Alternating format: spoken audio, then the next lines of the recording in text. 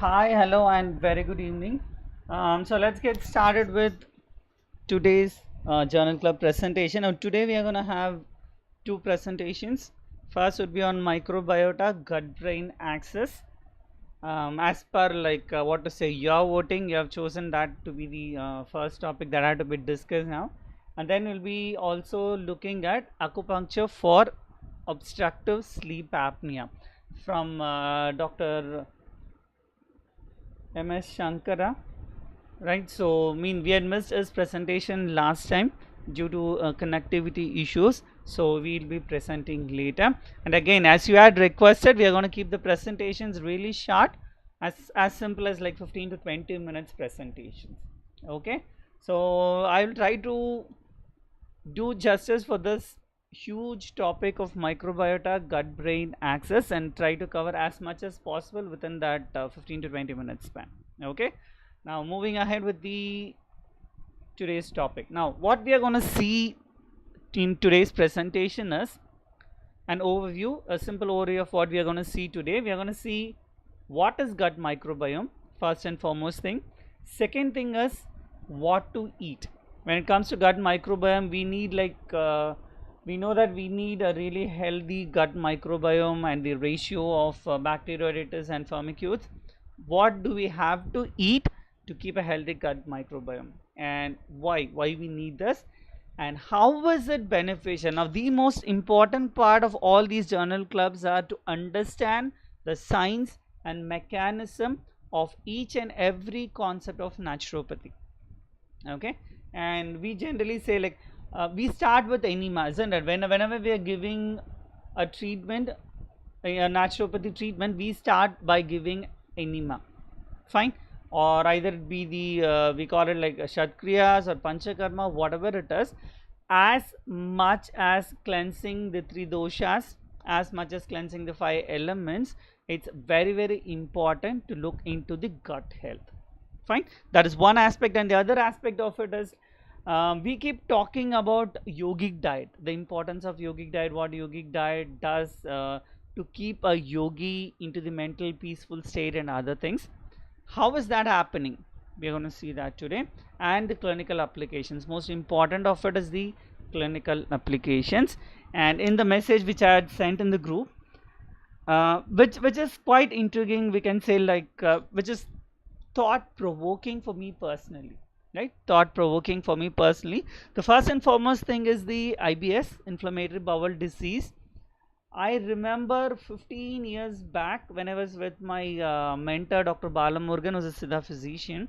So when we are discussing, we are talking about irritable bowel syndrome. Sorry, I put irritable bowel disease. We are talking about IBS, irritable bowel syndrome. Now, as far as IBS is concerned, we had a discussion of what is the best treatment, this, that, everything, and he finally told like yoga is the best way to overcome IBS because it is stress induced.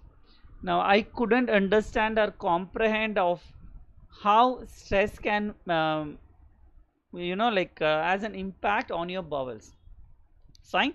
So that first thing is already established, and second thing was even more interesting. Fecal transplantation from bariatric surgery subject was able to transmit the benefits of weight loss in GF. GF is germ free, non-operated recipients. Okay, that is because of gut and the change in the gut microbiome, right? So we know bariatric surgery is good for weight reduction, it's good for diabetes reversal and other things, but what they have found on this particular study is that just by fecal transplantation from a bariatric surgery subject to a non-operated recipient had shown the weight loss benefits, right? It was really interesting. And the third one was low short chain fatty acid producing bacteria, that is like low beneficial bacteria, were found in psychiatric patients.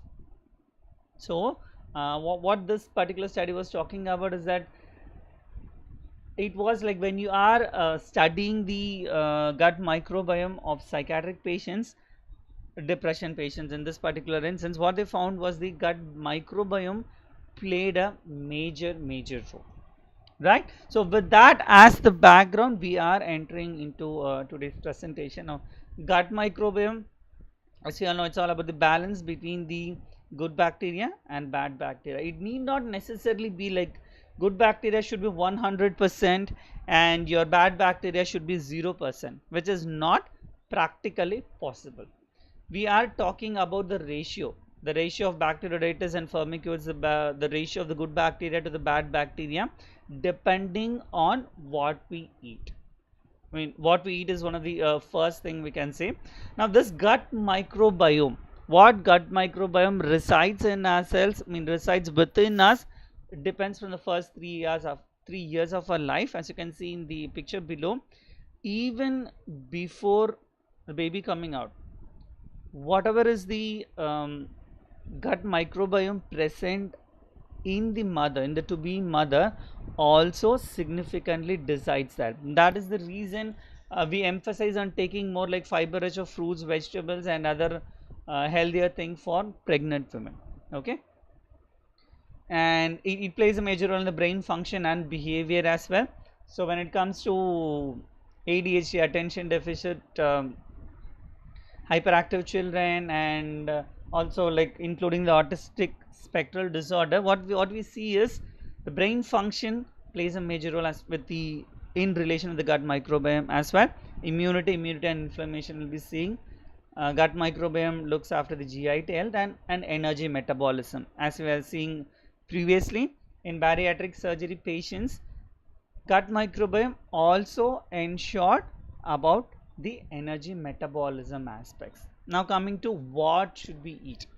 What should we eat to get these benefits? Now what the studies have shown us, Mediterranean diet, Mediterranean diet like predominantly vegetable and nuts rich, along with monounsaturated fatty acid rich foods. So Mediterranean diet, plant based diet, fruits and vegetables, nuts, fibers, prebiotics, I mean mostly like plant-based, MUFA, PUFA, polyphenols, all these add significant positive effect on microbiome, which most of it is, it's a part of the yogic diet. The only thing that is missing is the fermented foods. What we see as the fermented foods, or what we call as the tamasic food in yoga, that is one thing which also is found to have beneficial or positive effect on gut microbiome. In fact, like the positive gut microbiome increases around 10,000 folds, 10,000 time increase in the gut microbiome was seen with the fermented foods, like the fermented rice what we take traditionally, we used to take in India, right? So that had a very significant effect. Okay, so apart from that, everything else is part of the yogic food. The fermented food, which we call it as tamasic food, I don't know whether we have interpreted it wrong in some aspects or not, but these are the foods which are going to give positive effects on microbiota. We are going to look at the fermented rice part later. And negative effects, fine. So negative effects mostly comes with Western diet, animal based proteins, fine, animal based proteins. Now we have seen in previous what to say, the literatures talking about how animal based proteins and animal based foods increase our inflammation, isn't it? So animal based products definitely increases the amount of inflammation, the systemic inflammation within us, that could possibly be mediated through our gut microbiome. Saturated fatty acids, sweetness and emulsifiers. Now emulsifiers, when we're talking about emulsifiers, we're talking about like the preservatives and carrageenan, what we use for ice cream and jellies and puddings and other things. The emulsifiers and sweetness, artificial sweetness, they also have negative effects on our gut microbiome. So whenever you are seeing or coming across a diabetes patient taking artificial sweetness, thinking that it is beneficial, and we would have seen in the master class already, like diabetes is not only about blood glucose levels, there are plenty other aspects, and one important aspect is your gut microbiome. And WHO have strictly warned against using artificial sweetness. Diabetes UK and I think even American Diabetes Association have told like not to take artificial sweetener when it comes to diabetes. And it has got negative impact on our gut microbiome, thereby it would increase the inflammation and related negative effects. Now how?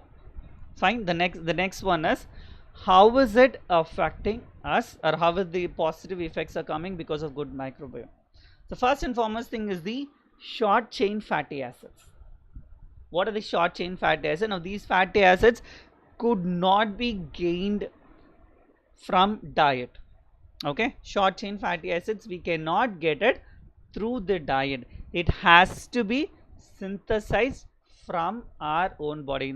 Now who synthesizes that? The gut, the intestinal microbiome, that is the one which produces this short chain fatty acids. What are they? Acetoacetic acid or acetic acid, propionic acid and butyric acid. Now these three are called as the short chain fatty acids. I'm sure it would be ringing some bells in your head. These three acids are something which is produced whenever we are fasting.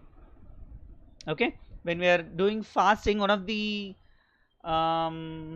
short-term adverse effects of fasting is that patients would be complaining of headache. Why they are complaining of headache? It is because of these three. Fine. And now these three are produced within our body. It could be because of the fat metabolism getting pumped in, and these has to be eliminated only through urine, and that's why we ask the patients to drink more water whenever they are on fasting, low calorie diet, plant-based diet, etc., etc. Right. Now coming back to the gut microbiome here, we'll be seeing later on the clinical application and implication how intermittent fasting plays a direct beneficial role in improving the gut microbiome health, short chain fatty acid synthesis, and that is what is actually increasing your acetic acid, propionic and butyric acid, right? It acts on enterochromaffin and enteroendocrine cells. Now what is this? Okay, we'll see in the next slide. Enteroendocrine means there are cells lining your intestine, right, lining your large intestine, that is your gut, which secretes GLP-1 and peptide YY, which directly influences your endocrine glands. Enterochromaffin, we are talking about your serotonin, tryptophan metabolites and other neurotransmitters. Both these gets activated with the short chain fatty acid. It controls the feeding behaviors and energy balance. As we saw in the previous slide, when we are doing the fecal transplantation from the patients who have undergone bariatric surgery, so there the feeding behavior also changed in the recipient. Likewise, the energy balance also changed in the recipient. Okay, and it improves immunity. Okay, now this is the zoomed version of it.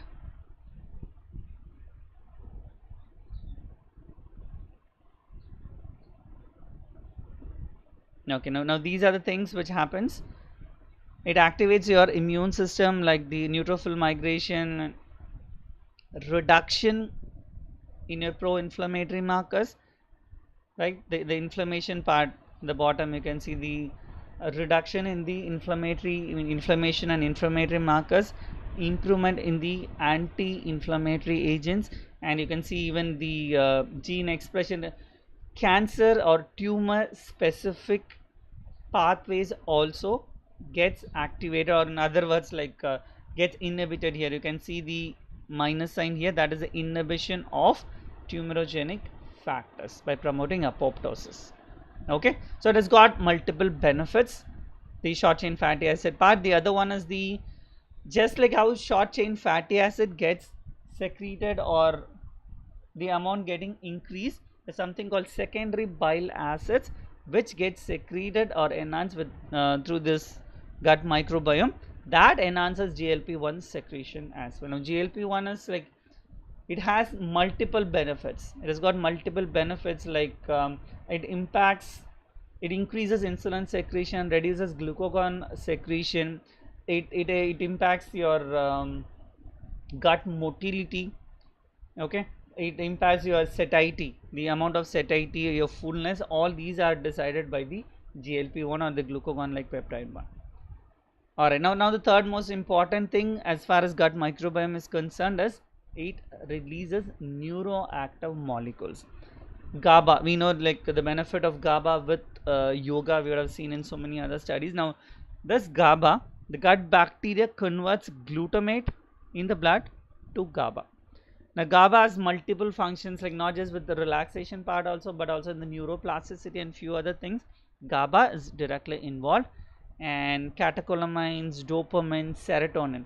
As we had mentioned previously, the enterochromaffin cells take care of all these neuroactive molecules getting secreted with good microbiome. Okay, now this is like kind of what you call a bigger picture as such.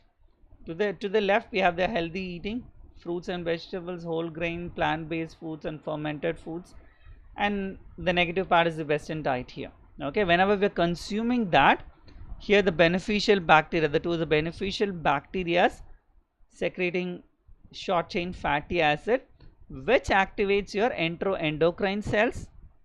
Okay, through the gut hormone it impacts your the brain part. Okay, and the enterochromaffin, it impacts your neurons. Fine.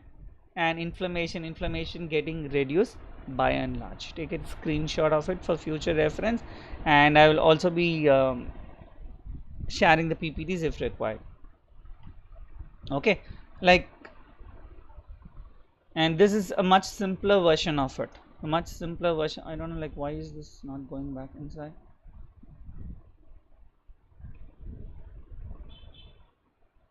Okay, now this taskbar is not going up. Now this is a simpler version of it. You are taking healthy foods here, short chain fatty acids, and your enterochromaffin and the enteroendocrine cell getting stimulated impacts your brain, right? Increases the what to say, reduces the neuroinflammation and neurotransmitter, everything happens over here. But if you are taking a western diet, there is gut dysbiosis, there's pro-inflammatory microbiota, which also has an impact on dysregulated bile acid metabolism, increase intestinal permeability, and HP axis getting activated. Now one important thing here is the vagus nerve. Okay, we'll come to vagus nerve shortly. Now so far we have seen gut to brain stimulation. Okay, so far whatever we have seen here is when we are eating something, how is it impacting your brain, either through the enterochromaffin cells or the enteroendocrine cells, how is it impacting them. Next what we are going to see is how the brain to gut signaling actually happens. It could be due to the direct signaling, catecholamines, stress related things, or indirectly through vagus nerve, through the activation of vagus nerve, that has a direct impact on your gut microbiome and also what the gut microbiome produces. In animal models, what they've seen is certain behavioral effects of microbes are abolished after vagotomy.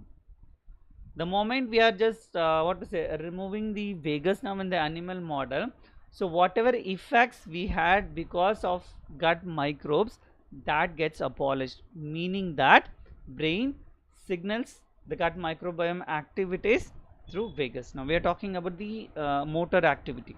Okay, likewise the sensory input from the gut to the brain is also carried by vagus. Mostly we are thinking vagus nerve as a predominantly motor nerve, but 80% of it is sensory in nature. So it carries whatever happening in the visceral changes, it takes it up to the brain. Okay, now what other thing happens is whenever there is, because of the catecholamines or the ANS ANS dysfunction or the autonomic dysfunction, the gut physiology changes. The gut physiology changes, including the intestinal transit times, water content, all these changes. And that's why in irritable bowel syndrome there could be, we can have both like constipation or diarrhea, or constipation and diarrhea, because the gut physiology changes, the intestinal transit time changes along with the water content because of what is happening in the brain and also in the autonomic nervous system dysregulation. Okay, now the clinical implications. Okay, now how this impacts, what is the effect of it? First, like most of the studies are previously done in mouse model, okay, because we cannot create a germ free environment in a human being or in the gut of a human being, right? So what they found was an germ free mice or mice with which is used like broad spectrum antibiotics, so that we can kill all possible bacteria, good, bad, or whatever it is, we kill everything, right? So when we are having a germ free mice or a mice which is exposed to antibiotics, showed neurodegenerative disease process. As I told previously, um, in most of the psychiatric disorders, a disordered gut microbiome was also visibly seen. So gut health is really important when we are working on psychological disorders. And neurodegenerative, we are talking about Alzheimer's or dementia, right? So even for them, it's primarily essential to give them, what to say, a plant-based diet or to improve the gut microbiome. And second thing is, as I told earlier, the lower abundance of short chain fatty acid producing bacteria, again in psychiatric disorders. This we have seen already. Fecal transplantation, right? Now the third point, a fecal transplantation of hyperphagic obese mice to germ free mice. Why they have used the germ free mice as a recipient is because there should not be bias, like the baseline bias of what kind of microbiome the mouse model had before transplantation. So they just ensured with the germ free mouse model induced hyperphagic behavior in recipient. Okay, hope you remember, like even the psychological aspects, even the behaviors get modeled because of our gut microbiome. We think because of who we are, and that might be wrong as well. So it could be because of what we eat and what is in our gut. Alright, now 12-week Mediterranean diet decrease symptoms of depression. Now, as I told already, more of plant-based diet and nuts and MUFA and PUFA rich foods or the constituents of Mediterranean diet. So plant-based diet would be beneficial in reducing the symptoms of depression, and 4 to 6 portions of fermented food per day reduce the pro-inflammatory IL-6, pro-inflammatory cytokine IL-6. Okay, and I think Praveen Jacob sir is conducting an exclusive one-day webinar on gut microbiome and other things, and positively it is happening by next week, so which is really good. So we'll be having a detailed explanation of, because like he is one of the pioneers and expert I have seen to discuss about this topic, and it is from him I at first learned about this, and either it be this SIBO or whatever is happening in the gut microbiome, the difference between the hypoacidity and hyperacidity, all these things will be covering in detail, and I think that is a free webinar as well. Okay, now don't think this is like kind of a paid promotion or I'm promoting something. Kindly remove that thought from your mind, like why is he promoting about someone, promoting about something. This is for general learning. Now this forum is for us to learn, improve our scientific knowledge. It doesn't matter like who's giving that. Be open for it, be open minded, and he is one of the pioneers to bring like scientific and evidence based medicine into clinical practice. So I wish like everyone attend that program as well. I'll share the pamphlet and other things. If you're interested, you can very well join in that. Okay, now coming to the intermittent fasting I was talking about. Hope you remember, we spoke even during fasting, these 3 short chain fatty acids get stimulated. Now that they have found in intermittent fasting in Ramadan increase the abundance of butyric acid producing lactose, improving BMI and blood glucose. Okay, and to put it in the simplest way, gut microbe I mean, gut microbiome is not only about like peristaltic movement. Whenever you're giving a fiber rich food, it is not only about peristaltic movement. It has got much more deeper significance behind it. For a yogic diet, whenever they prescribe about like more of fruits and vegetables and nuts, it is not just because of spicy food stimulates your stomach and something of that sort. It has got the deeper understanding of how that impacts your endocrine glands and how it impacts your neuropeptides, whatever is being secreted, and how your vagus nerve and autonomic function gets regulated. Okay, the psychological aspect is one side, and the second aspect is about inflammation. Inflammation is the core concept, not just in non-communicable disease but also in communicable diseases. I mean, it manifests as acute inflammation, but still inflammation is the central core thing both in the communicable and non-communicable diseases. And our diet, whatever we are recommending both in yoga and in naturopathy, has got deeper science behind it. Okay, fine, thank you so much. Okay, I think I took like little over 25 minutes. Fine.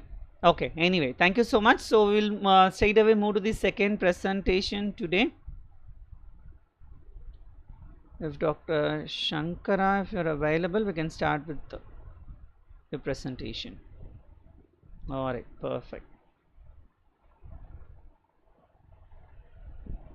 Perfect. Thank you so much. And as I had posted in the group, I'll be sharing like one research paper every day in the group there with a short summary, very brief summary of it. Kindly read at least one paper every day, one research paper every day, so that by the end of the next like 45 to 50 days would have read like 50 papers on naturopathy and understand the depth of research, depth of evidence we have in every single treatment what we are giving. Okay, thank you so much. Yes, Dr. Shankara can start your presentation please. Thank you.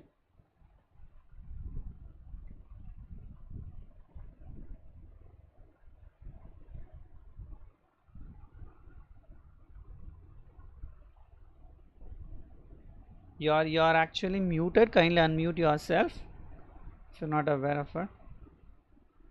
Yeah. Yeah. So let's start with the second topic of this journal club. So title: Effects of Acupuncture on Obstructive Sleep Apnea, Severity, Blood Pressure Control, and Quality of Life in Patients with Hypertension. So in this title, so if we see, independent variable is acupuncture, that is the intervention, and dependent variable is the condition. So which is depending on the acupuncture treatment, that is obstructive sleep apnea, blood pressure, and quality of life. So this paper is published on the Journal of Sleep Respiration, and impact factor of that is 5.296. So authors are Marcus Vincius F. Clifton. Uh, Sir, my slides are moving. Yes, yes. The moment you click them, they move. Yes. Let's come to the abstract part. So these obstructive sleep apnea and hypertension, they are interconnected. The patient with hypertension, they will be having obstructive sleep apnea.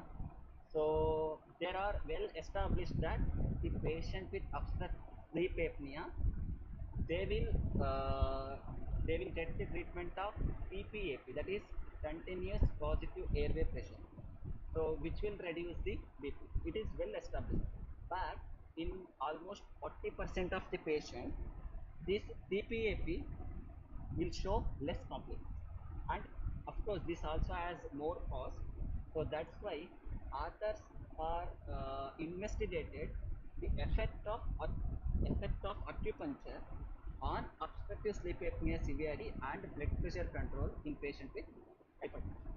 So what they have done, the hypertension patient with mild to moderate obstructive sleep apnea, that is AHI, that means apnea hypoapnea index 5 to 30 events per hour, they are randomly assigned to the treatment. They are divided into acupuncture and sham acupuncture treatment.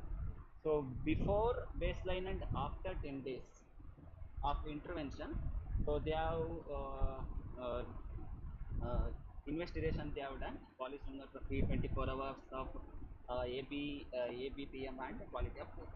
So 44 patients they were taken, 20 in electroacupuncture and 24 in trauma acupuncture.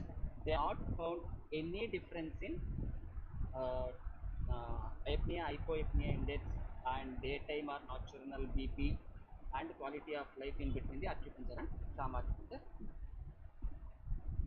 So let's come to the introduction part of the obstructive sleep apnea. If you think what is obstructive sleep apnea, it is characterized by complete or partial obstruction of the upper airway tract. So it leads to reduced oxygen saturation or arousal from the sleep. What it does, obstructive sleep apnea, it leads to fragmented sleep or complete sleep disturbance. Respiratory disturbance index, that is 5 or more events per hour, is considered as obstructive sleep apnea.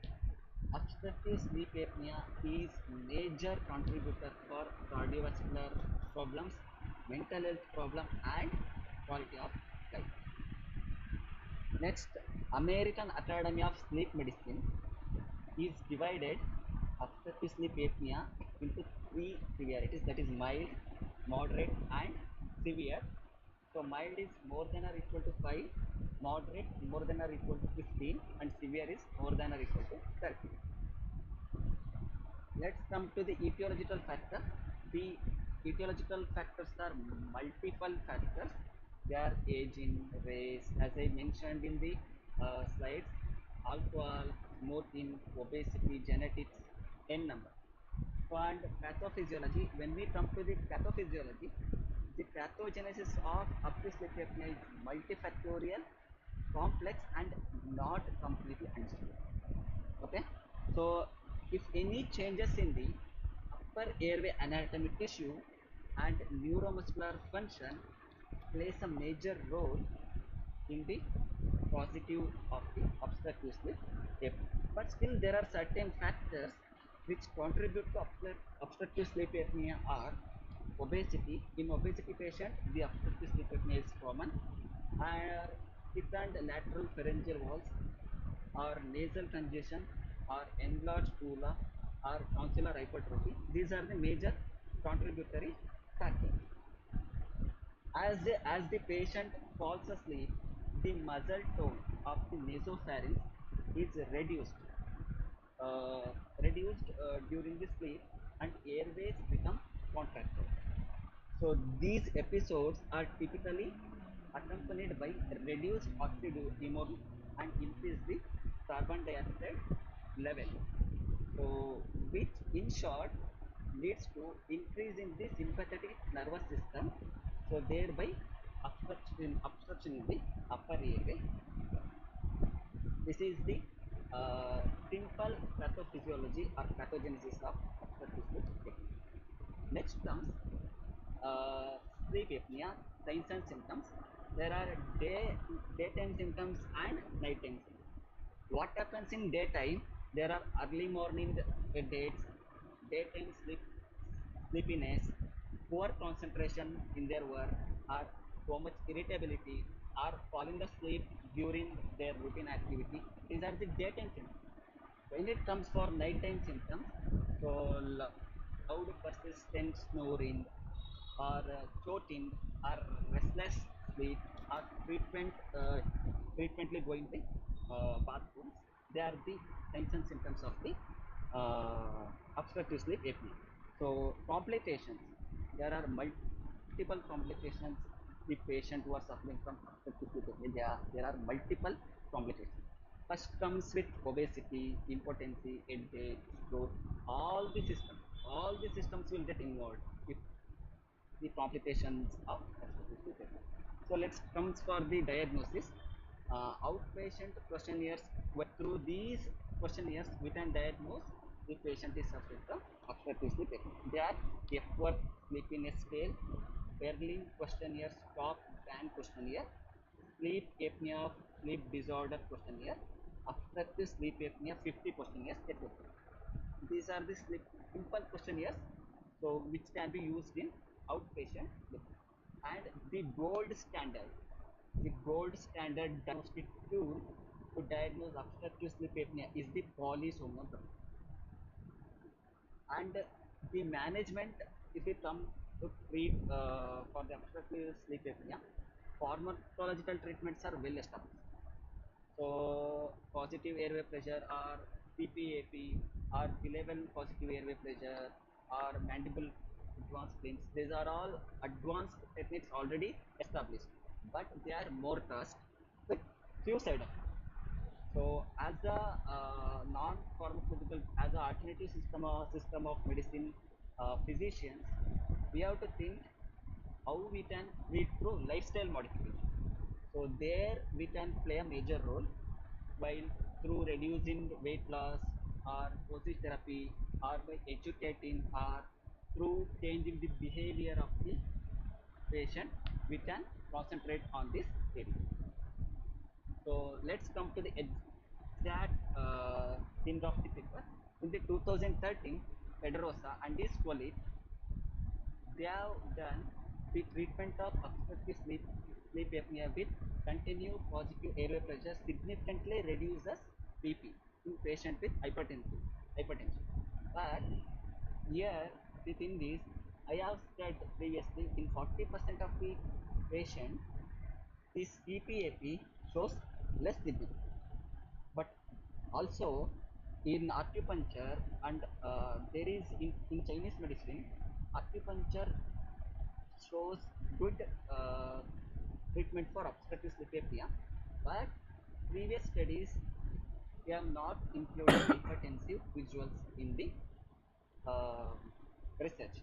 That's why what authors does, they have taken hypertensive patient with obstructive sleep apnea, and they have given acupuncture for those patients. And what they have done, how they have the design, study design, see what they have taken, they have done blocked randomization. So they have divided into electroacupuncture and shaman. 44 patients, they have divided into 20 into electroacupuncture and 24 into shaman. But 5 weeks means 1 week, 2 sessions. In the same way, 5 weeks, 10 sessions given. So baseline and after 10 days of intervention, clinical assessment, 24-hour ambulatory BP monitoring, and they have done. And it is a double blind study. Even the researcher intervention what he is giving and the patient what he is taking, both also. So these subjects, as I said, for 127 they are eligible, and exclusion they have excluded and included 40, and they have allocated into 20 and 24, and they have given the intervention finally analysis. Inclusion criteria and exclusion criteria. With no previous diagnosis of obstructive sleep apnea were invited to undergo overnight polysomnography. So those with apnea, hypoapnea index more than 5 and less than 30 events per hour were selected. But in exclusion criteria, the subjects more than 65 or less than 30 years were excluded, and BMI more than 35 kg per meter square were excluded, and the conditions who are suffering from arrhythmia, heart failure, heart diseases, smoking, or regular alcohol intake, they are excluded from the study. And these are baseline anthropometric and clinical characteristics before the study. And BP assessment, the office BP was verified after 5 minutes of rest, and mean was calculated from the pre-measurement record at every 5 minutes interval using the digital automatic monitor. Automatic BP monitor was assessed using the automatic device, that is 24-hour automatic ABPM used automatic device. Measurements were recorded every 10 minutes during the daytime and 20 during the night. So sleep evaluation and questionnaires. polysomnography, overnight polysomnography were used to assess the sleep, and obstruct apnea and hypoapnea index was calculated using total number of apnea and total number of hypoapnea divided by total sleep, and subjective daytime sleepiness was evaluated using Epworth sleepiness scale. And the quality of life assessed using short form 36 scale survey. They are having 36 questions with 8 domains. Each domain consisted of few questions, and the total score of this short form 36 survey is 100. If patient got 0, he is having worst quality of life, and if he gets 100, he is a good health. He is having good quality of life. And next comes intervention, that is acupuncture. Acupuncture group, electroacupuncture group, they have used needles, especially they have one for the somnolence, that is sleeplessness and throat diseases. And they have considered few points which I have mentioned in the photo. This is the points which they have taken from the previous test, and they have given for the few points, and they are stimulated manually with electrical stimulator they have used. In the same way, in sham acupuncture, they are used the points just 1 inch distance from the specific acupoints in a region unrelated to any of the meridian, and they are not use any electrostimulator in sham acupuncture group. 30 minutes acupuncture they have given between the 2 p.m. to 5 p.m. Most probably they might have used I really don't know why they have considered 2 p.m. to 5 p.m., but they have given in between the 2 p.m. to 5 p.m. And structural analysis, these are the continuous variable. They used to analyze the mean, plus or minus standard deviation, and the qualitative variables they are used to analyze the percentage. The Shapiro-Wills test they are used to determine the data normal of the variables what they have taken. Two-tailed unpaired student t-test they have used to analyze the independent sample, and the man with the u-test used to compare the baseline characteristics between the sham acupuncture and electroacupuncture groups.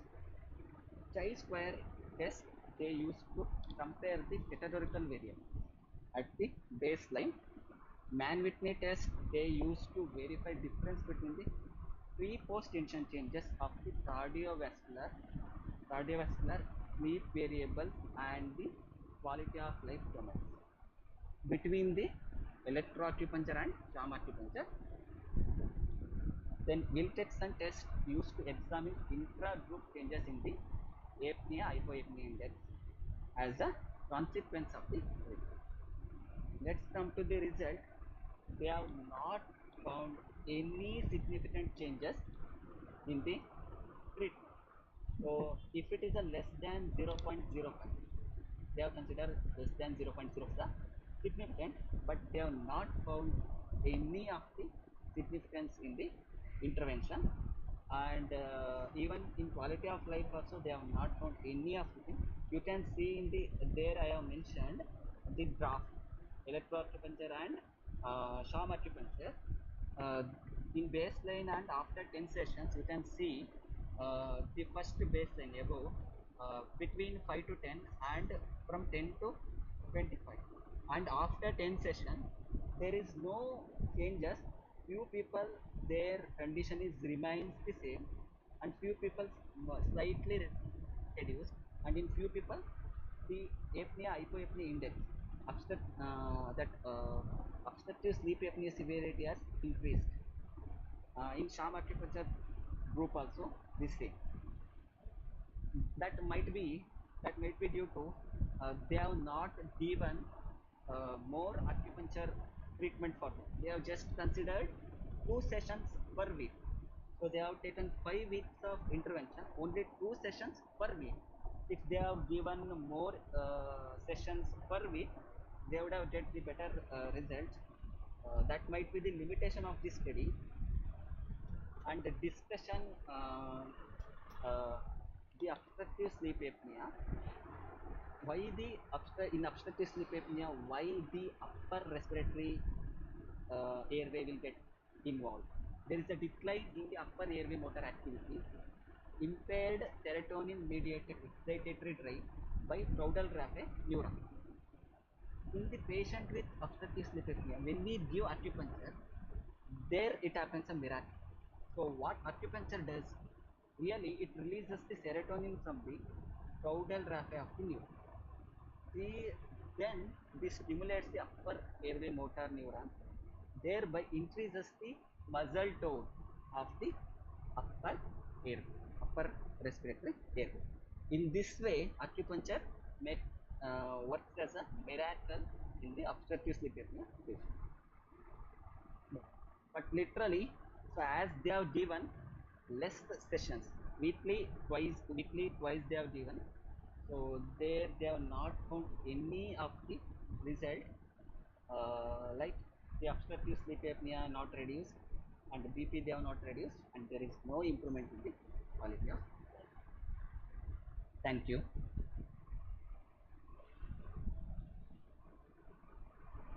Okay, thank you so much for your wonderful presentation. You just did not just say like it's not working, but also the reason why it might not possibly work. And we do have certain few studies like that saying like naturopathy is not working.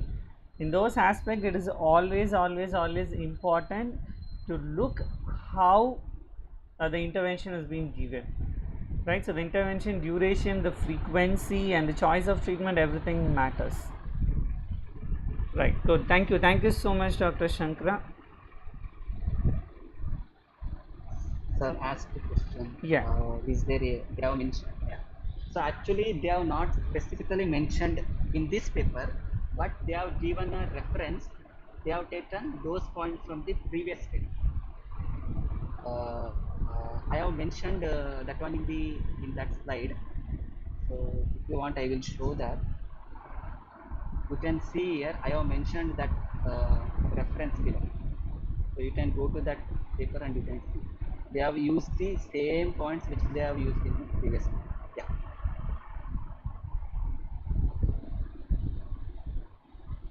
Yeah. Okay, great. Any other questions? Any other questions? So I have a doubt.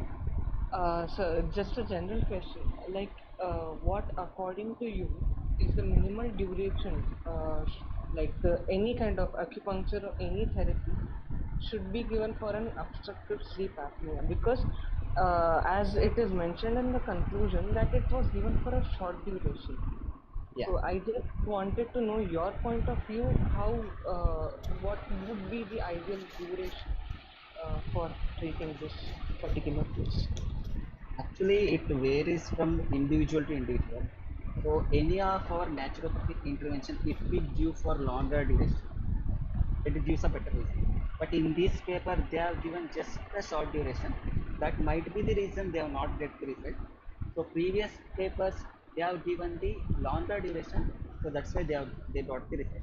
So if they have given 30 minutes duration, but the session which they have given is less. If they would have given, if they increase the sessions, they might get the result. Okay. So And ideally 30 minutes we give the acupuncture treatment, we give 30 minutes. uh, According to severity you may increase up to 45 minutes, 1 hour you can increase. maybe by multiple sessions it could have shown difference. Yeah, multiple sessions, so it may give better result. Yeah. Thank you, sir.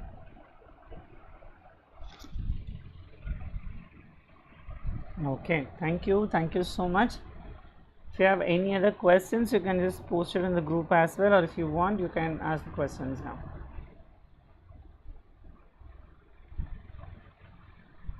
Okay, if there are no other questions, we can wind up the session. Thank you so much. Thank you so much. Thank you so much, sir. Thank you so much. Yeah, meet you all next week. Thank you.